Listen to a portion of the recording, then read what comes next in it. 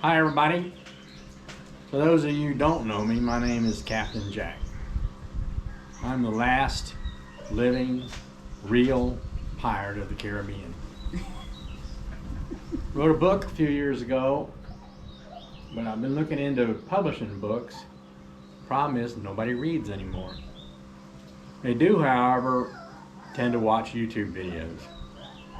So I'm going to tell you my story, one chapter at a time, about how I became a pirate of the Caribbean.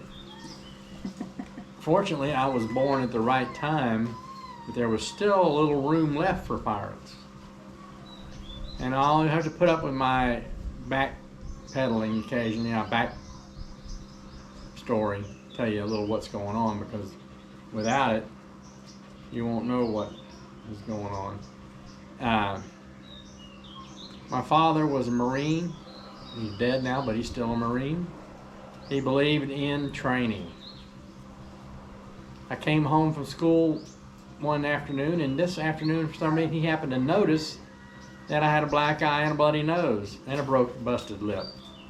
He asked me over, and he was sitting at the dining table. He said, "Son, what's happening?" I said, "Well, I had another fight at school." He said, "Another fight at school?" I said, "Yes, sir." "You mean it happens a lot?" I said, "Just about once a week." And he hadn't noticed. He worked 14 hours a day. He didn't notice a lot of times, and I didn't make a big deal out of it.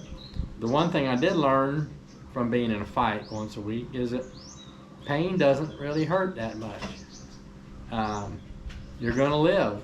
Even though your nose is busted and your eyes closed shut and your lips broke, I got over it. Healed up pretty quick. He said, "Well, we're going to do something about that." And I said, "Yes, sir, whatever that may be you want to do, we'll do it." He said, next morning and afternoon, he came home from work. He had some gym mats. We went out and we cleaned out the garage. No cars in it anyway. Cleaned it out, and he put the gym mats down, and for the next 8 years, I went through Marine Corps training. Well, that's what I did. Dad was a Marine Corps drill sergeant, so I went through the Marine Corps drill training for 8 years. He taught me how to defend myself, how to attack my enemies, and some pretty gruesome ways to permanently injure, if not kill, your enemy. Okay? I took it all in stride and had enjoyed it and learned a lot. And at first it started where I didn't get in a weekly fight, more like a monthly fight. And then I got a reputation for being an insane person in a fight, which was all Dad's training. He said at one time, if you're losing the fight and you couldn't figure out anything else, just to go crazy and rip the guy's ear off and then take a bite out of it and show it to him. He said if that didn't end the fight right then and there, then you were a dead man. But I said, all right, I'll keep that advice in mind, Dad. He also said that there's no fair fight. There's no such thing as a fair fight. That was bullshit. He said you pick up the biggest, first heavy object you can find, and you beat the dog shit out of the person that you're up against. Okay? At the same time, I was being primarily raised by my grandmother, who was an elderly Florida cracker woman, and her best friend Cleo, who was a black woman who they had been raised up together in Central Florida. Every summer, every vacation, I went and stayed with my grandmother. And she taught me the important how to treat women. Later on, I learned that was also in treating women important, because that's how you get what you need or want from women. Proper treatment. So, when I got to be 16, I got my driver's license, and we did dive trips and things. And then I would ask Dad, I said, "Dad, I want to take my van and go to the Keys and go diving this weekend." And he'd say, "No, you got to take lifeguard You got to become a lifeguard first. So I went down and I took lifeguard training and passed that. And I said, okay, Dad, now can I go down? No, you need to take, I want you to be a WSI, which is water safety instructor. You teach lifeguards. So I did that. I also did first aid and what else did I take? Lord, it's been a long time. That was, you can now guess, Dad was a firm believer in training. That was what they drummed into him in the Marine Corps. Training. Finally, when Dad couldn't come up with any more reasons for training, he let us go. So me and my best friend would take my van, I had an old 66 Dodge van, and we would go to the Keys and dive all weekend and come home and go back to work. And we had a blast, a lot of fun. And then I got a job in Tampa at a dive shop. And at the dive shop, they promptly had, like they often do, a dive trip planned that they sold to their customers to the island of Cayman Brac. Before that, I had dove in the Gulf, I had dove in the Bay, I had dove some in the Keys, but had never been into the Caribbean. And so I got my money saved up. Dad gave a little bit of money too, and it was only $350 for an entire week. Food and clothing, everything, diving, everything included, all inclusive, to the island of Cayman Brac. So I get to the airport and I look out on the runway, and there is a DC-3 from World War II vintage. And I looked at that, and I had been on smaller planes, like Dad had a 172, or partners in a 172 for a while, and I had been in it in several flights, but never anything as big as a DC-3. It's basically a flying pickup truck. It was very impressive. Twin 1,500 horsepower engines. I was excited, nothing to say the least. So I got on board and I looked on, there was only a few people on board, 2 or 3 of us, but the rest of the airplane was filled with brand new scuba tanks to take to the dive shop in Cayman Brac. I mean, stacked up floor to ceiling with 72 cubic foot steel scuba tanks. I can't imagine how many there was there or how much it weighed, but the airplane didn't care. It just took off like always, no matter how much you loaded it up. So I'm sitting in my seat looking out the window at the wing, and I look out and I see oil. Now, I was a pretty good mechanic on my own vehicles and all that, and oil leak was a concern, you know. So I'm looking out on the wing and I see oil just running down the wing out of the engine cowling. So I decided after a while watching this, and I said, it's got to have been several gallons. It just fell out on the airplane, you know, out of the wing. And I went up to the cockpit and told the captain, and I said, Captain, there's oil just pouring out of the engine cover on the wings. And he said, oh my God. And he jumped up and ran back. And I'm standing there freaking out because he looked like he was freaking out. And when the pilot's freaking out, that's usually a bad sign. So I sat there for a minute, and the co-pilot's flying, and I think it was on autopilot, and they weren't really concerned. And the pilot gets back, jumps back in the seat, and I said, well, what about the oil? He said, that means we got plenty. That thing holds 55 gallons. I said, oh, I see. So if you lose 4 or 5 gallons between here and Cayman Brac, nobody really cares. Yeah, they leak oil all the time, he says. It doesn't matter. It's not important. I said, well, it looked important to me. Then the co-pilot jumps up out of his chair and asks me to take his seat. So I took his seat, and the pilot says, here, take the yoke for a minute. And I took the yoke, and you could just feel the engines and that way that airplane flew. It was not like having power steering in a car.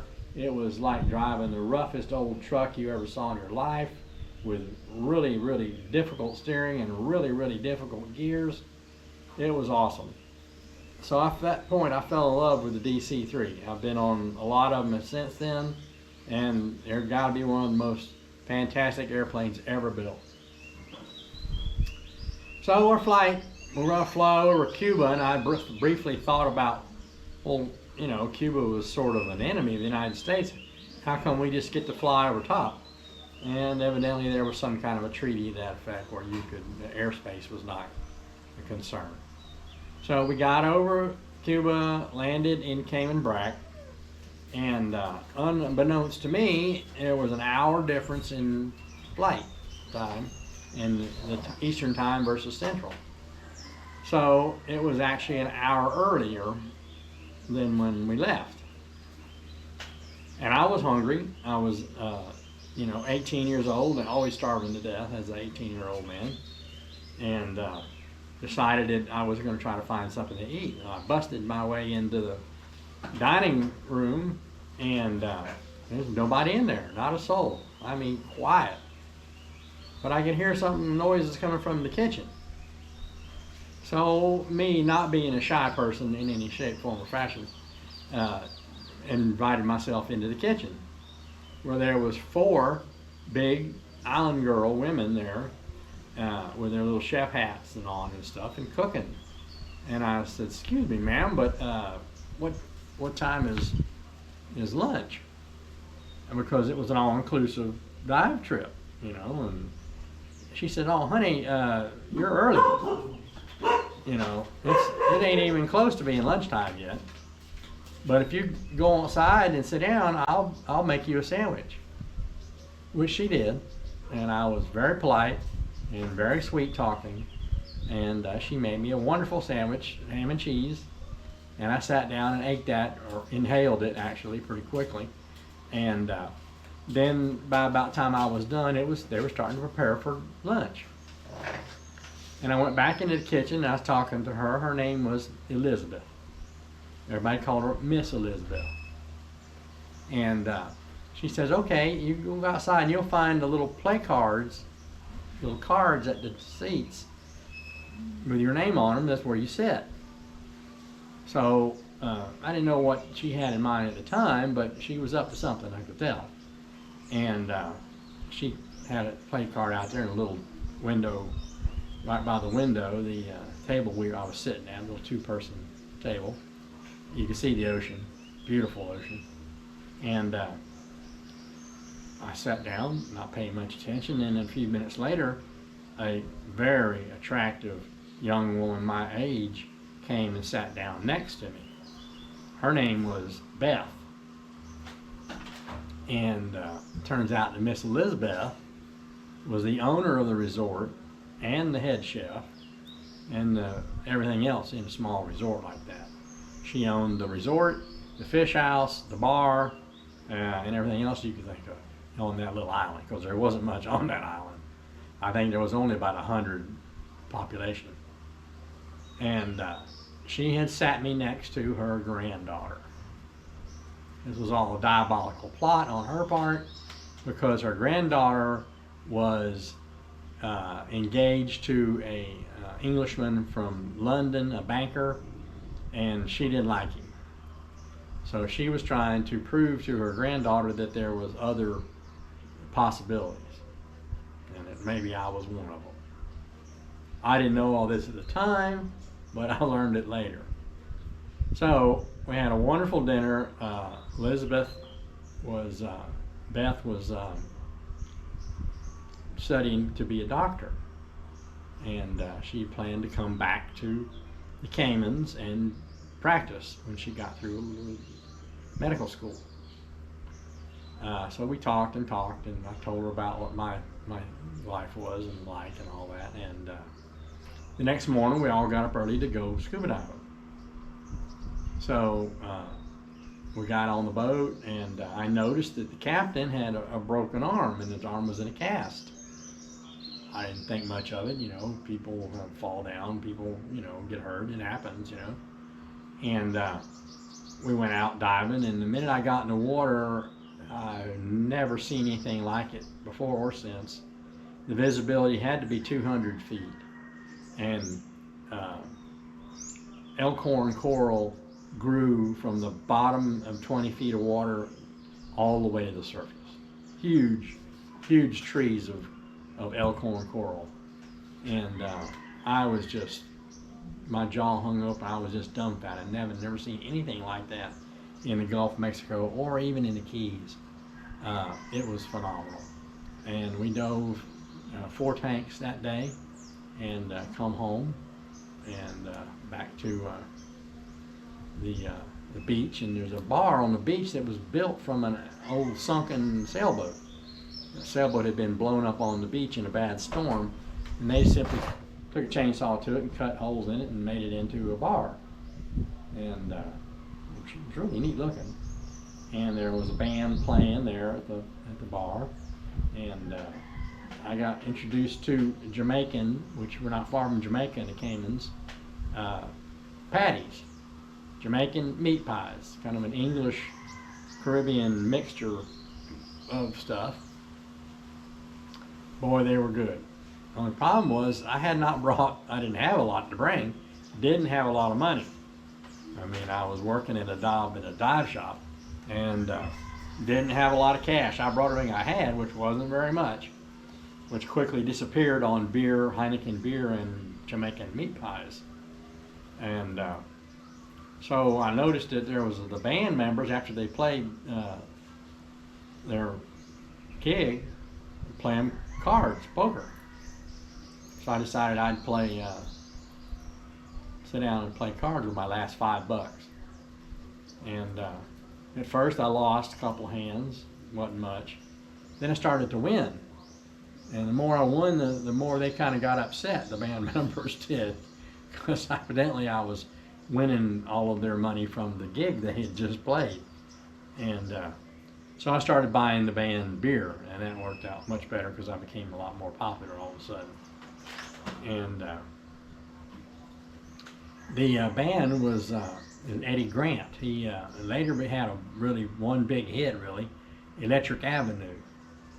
You can look it up and hear it. It's a pretty good song for, late 70s rock and roll. And after that, he didn't do much, but he did open a recording studio on the island he was from, of Grenada. And that became real popular. So lots of big rock and roll groups went there to record because it was such a pretty place right on the beach. They were nice enough guys. They were really pretty nice. And, the next morning, up again after breakfast and off to go diving. We did a lot of diving on that trip. And we dived in the morning, 2 tanks, and then we'd come back in for lunch and dive in the afternoon, 2 tanks, and then dinner. And wasn't really no TV on the island, and there wasn't really anything to do except hang out at the bar, walk down the beach, or go diving. So that's what we did. I talked to Elizabeth a lot, got to know her really well, and she flat out, no uncertain terms, said she was not interested in any kind of romance whatsoever.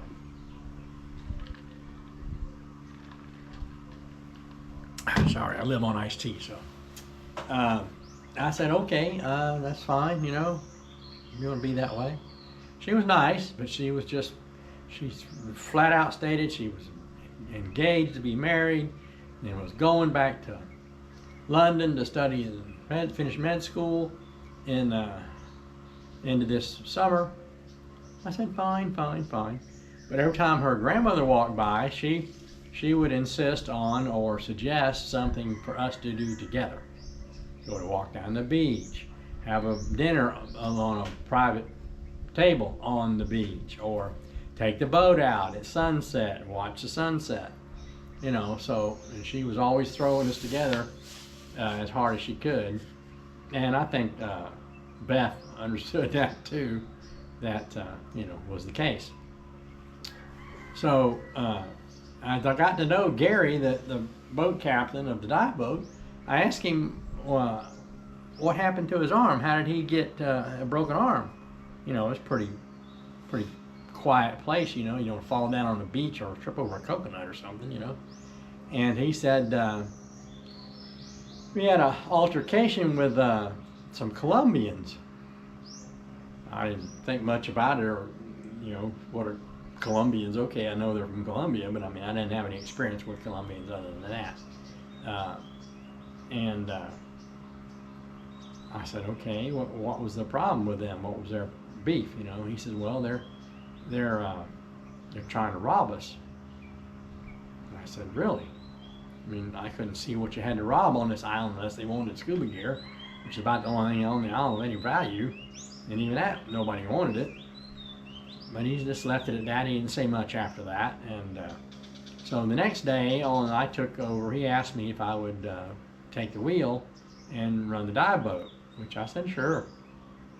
I was already a licensed captain due to my father's insistence on training at 18. So back time that I was 18, you were a legal adult at 18, drinking, voting, getting drafted, or anything else. You were all a legal adult.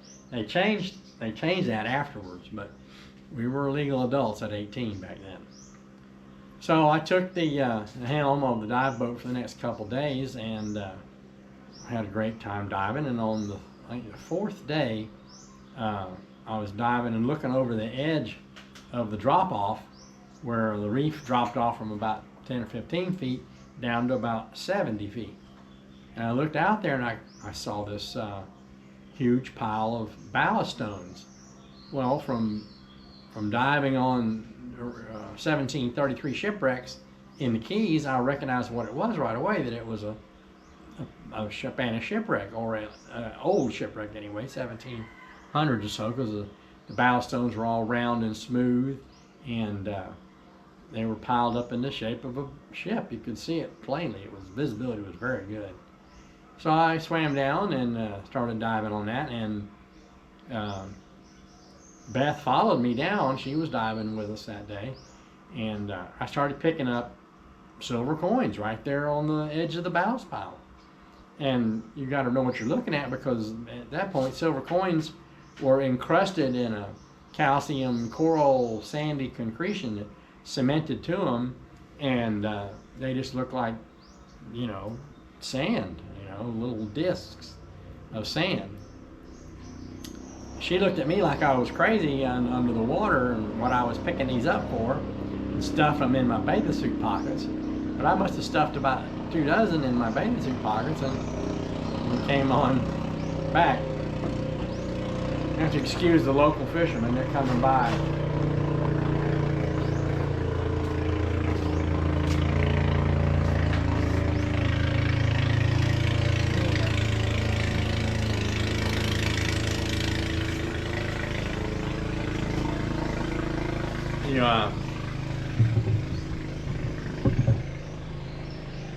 Okay, so we got back in the boat. She asked me, what are you picking up that junk for? And I said, it's not junk, these are silver coins.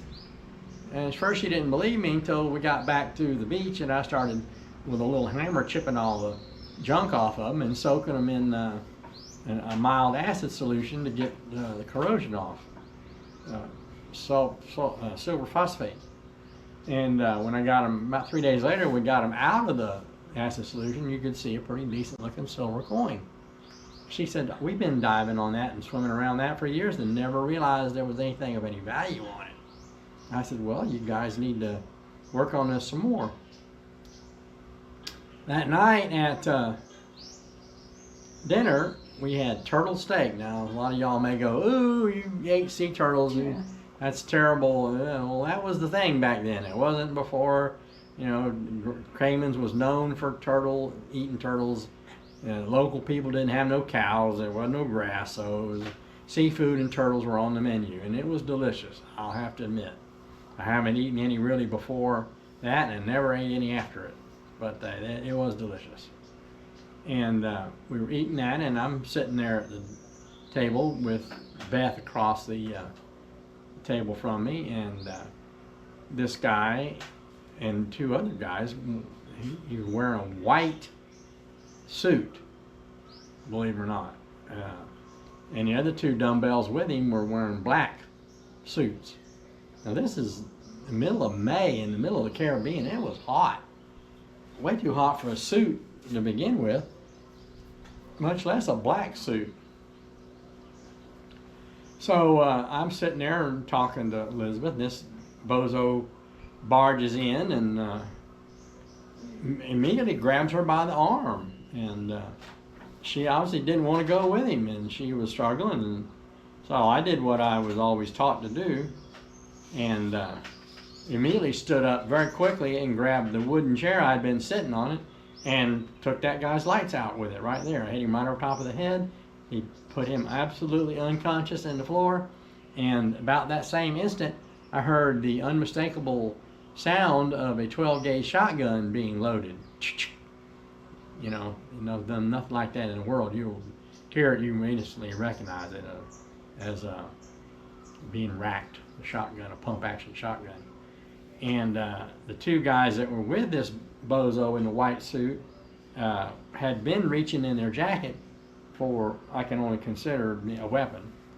And so I looked over to my right, and there was Gary with his broken arm in a cast with a shotgun pointed at these two idiots that had basically crashed the party. And it was a good thing because they were all three armed. Of course, the one in a white suit wasn't going anywhere for a while. He was completely unconscious. So I gave him a quick kick and reached in his jacket and pulled out his pistol. He had a 1911 Colt 45 caliber, which I was very familiar with because that's what Dad taught me and trained me to shoot all those years. I had been taught, along with hand-to-hand self-combat, also how to handle weapons. And I put it in my back of my bathing suit, and promptly Gary walked up behind me, and he said, "Okay, here's your all's chance to get the hell off this beach. Take your idiot boss with you." So they drug him down the beach and off of the property where we were at.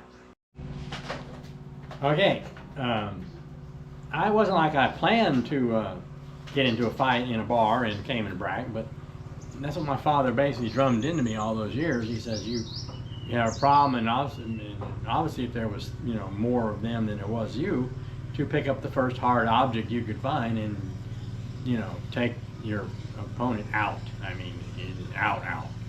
And it broke the chair in several pieces, and also broke this guy's collarbone. And so he was out of commission for quite some time.